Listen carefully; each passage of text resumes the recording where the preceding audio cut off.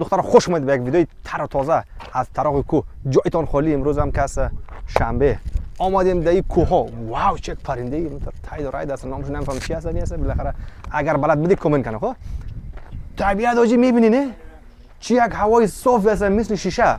حتی روی شیشه میشه بعض وقت گرد خاک بشینه ولی در آب ها گرد خاک نمیشنه. اونقدر تمیز از اینجا که اصلا میبینی یعنی پرنده رو میبینی خودی پرنده دیگه اصلا نیاز به گفتن نداره سعی که تو این طرف است. واو یک همونطور جای تاید و راید است که اصلا نگو اینجا حرف نداره جی.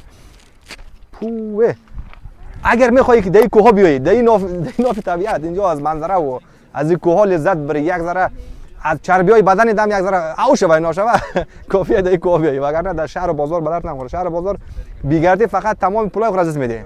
در این کوه بدون هزینه بدون مصرف بدون کدام چون چرا تنها مصرفی که هست میتونی برای خود غذا بیاری مواد خوراکی خود بیا دیگه. میوه گرفته بیا میوه فقط اینجا جای میوه است. خربزه گرفته بیا این دونه گرفته بیا هر چیزی که دوست داشته. ولی در شهر بازار بیاردی دنبال از اون لباس موره دنبال از اون کفش موره این موره اون موره یک وقت هم نگه جیب خالی شده. پس بیا داخل چی طراق کوه بعد گفتم بگو بعد میگه یعنی ما خود رفتم بچش